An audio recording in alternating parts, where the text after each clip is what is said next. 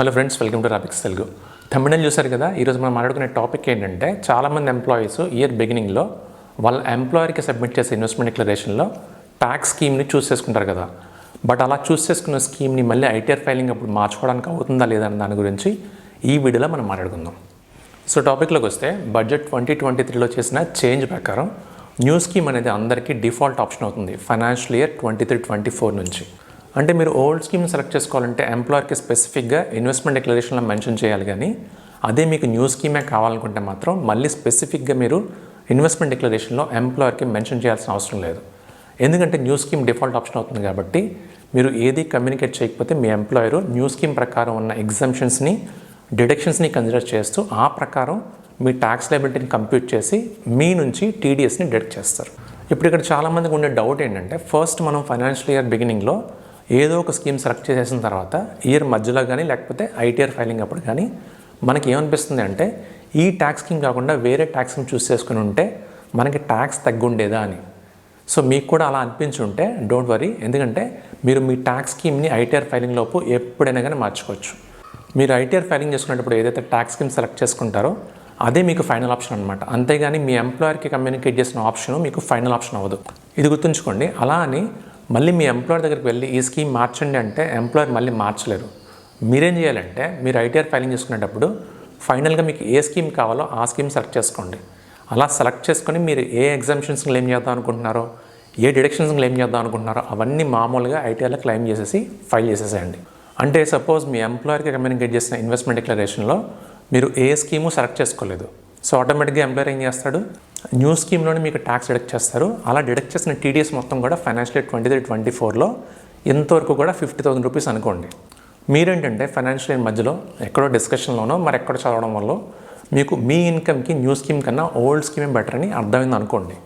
So అప్పుడు మీరేం చేయాలంటే, ఫైనాన్షియల్ ఇయర్ మధ్యలో మీరు ట్యాక్స్ స్కీమ్ మార్చుకోలేరు కాబట్టి మీరు ఐటీఆర్ ఫైలింగ్ చేస్తారు కదా ఫైనాన్షియల్ ఇయర్ 23-24కి, అంటే జూలై 2024 లోపు. అప్పుడేం చేయాలి, మీ స్కీమ్ని ఓల్డ్ స్కీమ్ని సెలెక్ట్ చేసుకొని మీరు క్లెయిమ్ చేద్దాం అనుకుంటున్న ఎగ్జంప్షన్స్ని, డిడక్షన్స్ని అన్నిటినీ క్లెయిమ్ చేసేసండి. ఇక్కడ గుర్తుంచుకోండి, అలా మీరు ఏవైతే ఇన్వెస్ట్మెంట్స్ ఫైనాన్షియల్ ఇయర్ ఎండింగ్ లోపు చేస్తారో వాటినే క్లెయిమ్ చేయాలి. అలానే ఎగ్జంప్షన్స్ కూడా ఏవైతే మీరు ఎలిజిబుల్ అవుతారో వాటిని క్లెయిమ్ చేసుకోవాలి. ఇది చూసుకోండి. సో అలా మీ ఇన్కమ్, ఎగ్జంప్షన్స్, డిడక్షన్స్ బట్టి మీకు ఓల్డ్ స్కీమ్లో ట్యాక్స్ లయబిలిటీ చూపిస్తుంది. అలా వచ్చిన ట్యాక్స్ లయబిలిటీలోంచి ఆల్రెడీ మీకు న్యూ ట్యాక్స్ స్కీమ్లో కొంత డిడక్ట్ అయింది కదా ట్యాక్స్ 50,000 అనుకున్నాం కదా, ఆ అమౌంట్ మైనస్ అయిపోయి బ్యాలెన్స్ అమౌంట్ ఇంకా మీరు పే చేయాల్సి ఉంటే మీరు పే చేసేసి ఐటీఆర్ ఫైల్ చేస్తారు. అలా కాకుండా మీకు న్యూ ట్యాక్స్ స్కీమ్లో ఎక్కువ ట్యాక్స్ కట్ అయ్యి ఓల్డ్ స్కీమ్లో మీరు పే చేయాల్సింది తక్కువ ఉందనుకోండి, ఆ డిఫరెన్స్ అమౌంట్ మీకు రిఫండ్గా వస్తుందన్నమాట. ఇక్కడ పే చేయాల్సి ఉంటే మళ్ళీ నేను పే చేయాలని అంటున్నాను, కానీ మళ్ళీ మీరు అడిషనల్గా ట్యాక్స్ పే చేయాల్సి ఉంటే స్కీమ్ ఎందుకు మారుతారు? జనరల్గా రిఫండ్ వచ్చేలా ఉంటేనే కదా మీరు స్కీమ్ చేంజ్ చేస్తారు, అంతే కదా. సో అలా చేసుకోవచ్చు. అలానే ఇప్పుడు నేను ఎగ్జాంపుల్ చెప్పినప్పుడు మీకు న్యూ స్కీమ్ నుంచి ఓల్డ్ స్కీమ్కి మారడం చెప్పాను కదా, మీరు ఓల్డ్ స్కీమ్ నుంచి న్యూ స్కీమ్కి మారిన సేమ్ ప్రాసెసే. ఇక్కడ మీకు బాగా గుర్తుంచుకోవాల్సిన ఒకే ఒక విషయం ఏంటంటే, మీరు ఓల్డ్ స్కీమ్ నుంచి న్యూ స్కీమ్కి మారితే పర్లేదు, కానీ అదే న్యూ స్కీమ్ నుంచి ఓల్డ్ స్కీమ్కి మారి ఓల్డ్ స్కీమ్లో వచ్చే డిడక్షన్స్ ఉంటాయి కదా, ఎల్ఐసి పాలసీస్ అని, మెడికల్ పాలసీ, ఇలాంటివన్నీ వీటిని మీరు క్లెయిమ్ చేయాలనుకుంటే మాత్రం ఆ ఇన్వెస్ట్మెంట్స్ అన్నీ కూడా మీరు 31 మార్చ్ లోపే చేసేయాలి. అంటే ఫైనాన్షియల్ ఇయర్ ఎండింగ్ లోపే మీరు ఇన్వెస్ట్ చేసేసేయాలి, లేకపోతే మీకు ఆ రెలవెంట్ డిడక్షన్స్ రావు. ఈ విషయం మాత్రం మర్చిపోవద్దు. సో ఇలా మీరు ఒక స్కీమ్ ఎంచుకొని మళ్ళీ కావాలంటే ఐటీఆర్ ఫైలింగ్ చేసేలోపు వేరే స్కీమ్కి మారిపోవచ్చు. ప్రాసెస్ అంతా చాలా ఈజీ. అలానే ఇంకొక విషయం చెప్పడం మర్చిపోయాను, చాలామంది ఎంప్లాయీస్కి ఇంకొక డౌట్ కూడా ఉంటుంది. అదేంటంటే, ఇప్పుడు ఈ ఇయర్ న్యూ స్కీమ్ ఎంచుకున్నాను సార్, మళ్ళీ నెక్స్ట్ ఇయర్ ఓల్డ్ స్కీమ్కి మారిపోవచ్చా అని అడుగుతారు, లేదా వైస్ వర్సా అనమాట. అంటే మీరు లాస్ట్ ఇయర్ ఓల్డ్ స్కీమ్ ఎంచుకొని ఇప్పుడు న్యూ స్కీమ్కి మారదాం అనుకున్నా కానీ ఈ ట్యాక్స్ స్కీమ్స్ మీరు ఎవ్రీ ఇయర్ ఏది కావాలంటే అది మార్చుకోవచ్చు. ఒక ఇయర్ మీరు ఒక స్కీమ్ చూస్ చేసుకున్నారు కాబట్టి త్రూ అవుట్ అదే స్కీమ్లో ఉండాలని రూల్ ఏమీ లేదు. కాకపోతే మీరు గుర్తుంచుకోవాల్సిన ఒకే ఒక పాయింట్ ఏంటంటే, మీకు బిజినెస్ ఇన్కమ్, ప్రొఫెషనల్ ఇన్కమ్ లేనంత వరకు ఎవ్రీ ఇయర్ ట్యాక్స్ స్కీమ్స్ని ఎలా అయినా మార్చుకోవచ్చు. సో ఈ చేంజింగ్ గురించి మీరు వర్రీ అవ్వాల్సిన పని లేదు.